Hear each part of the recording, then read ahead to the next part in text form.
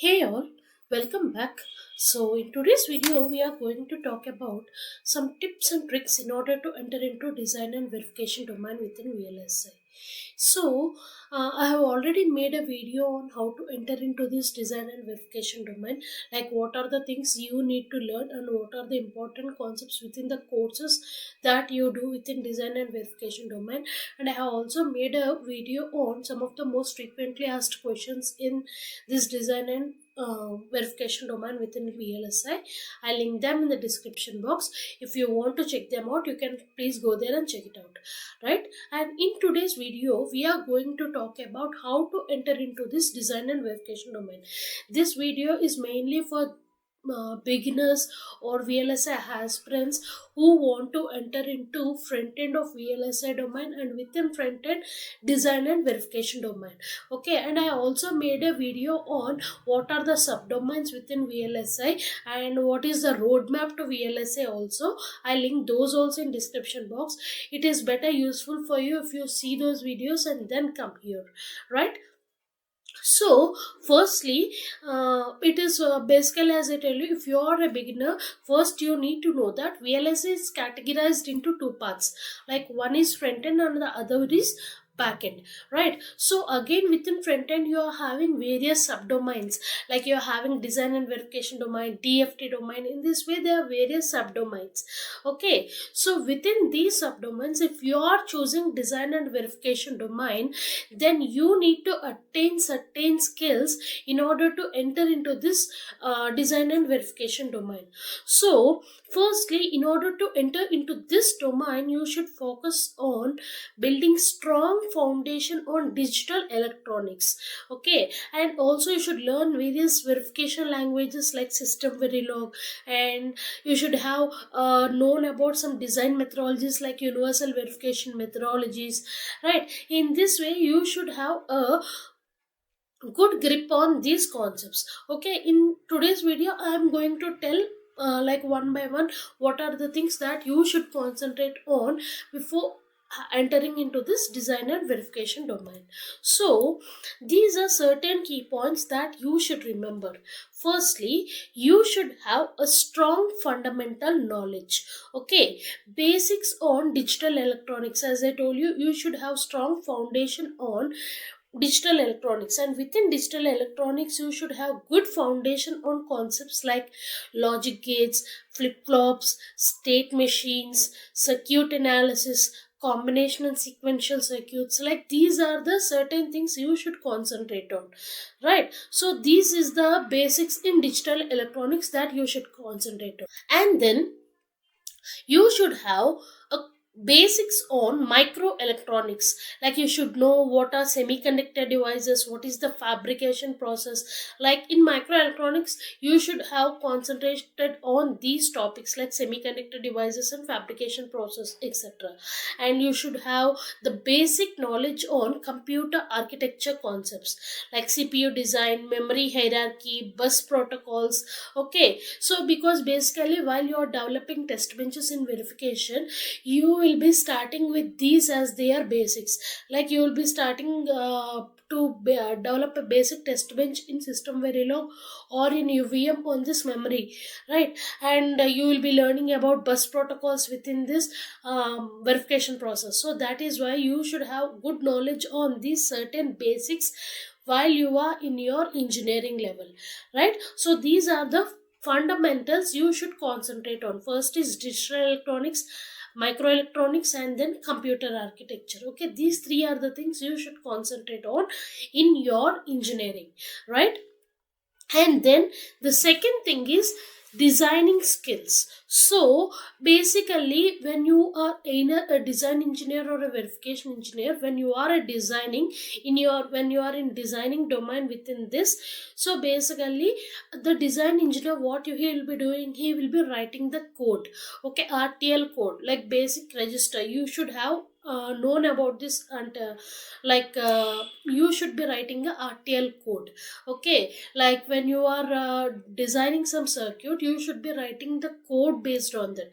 Okay, you can use either, some of the industries use Verilog and some of them will be using VHDL in order to develop this code, but mostly 90% of the industries today are using only Verilog HDL.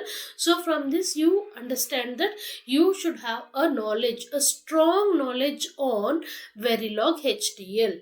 In order to write an RTL code, you should know about this Verilog HDL.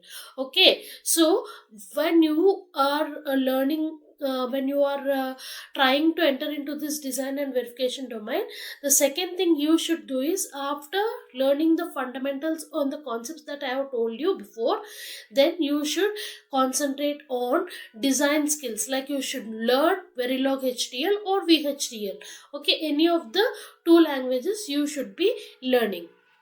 Then coming to verification skills, right? So what are the verification skills? So in this verification skills, you should be learning verification languages, like you should have a good knowledge on system verification and industry standard verification methodologies, like you should learn about universal verification methodology in order to enter into this verification domain.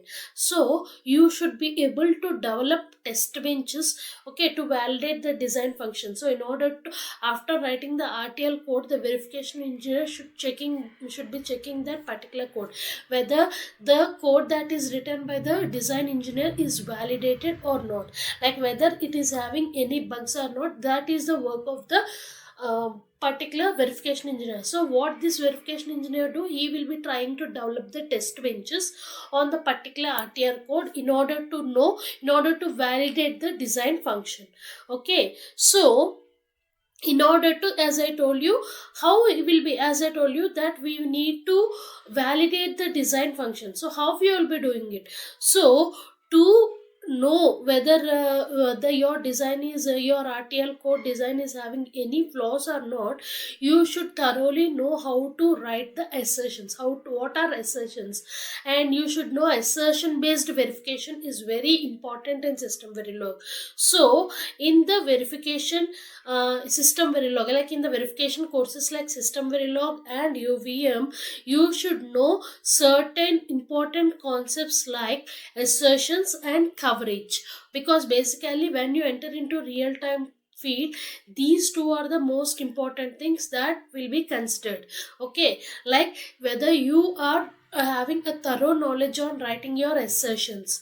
Okay, and then the last thing is you to ensure the test coverage. As I told you, verifying is nothing but you will be verifying the design. That means you will be sending the inputs to that particular design and it will be giving you your expected outputs.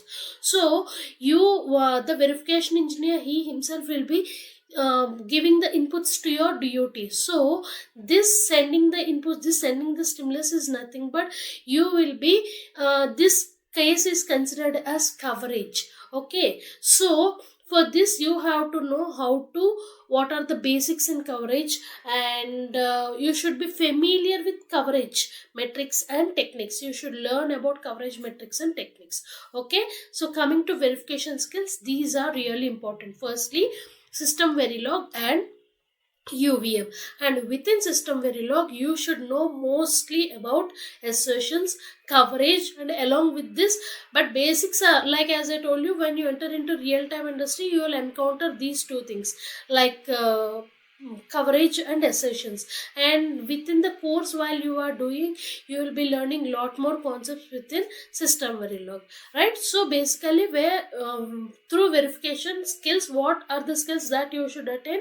You should learn about system Verilog and universal methodologies, and you should develop test benches, okay, by using this system Verilog and UVM, right? And then coming to EDA tools. So in order to work on that particular codes, or in order to develop test benches, you will be doing everything based on the EDA tools only. So you should learn commands on industry based EDA tools like either Cadence or Synopsys or Metagraph. You should at least learn one of the EDA tool.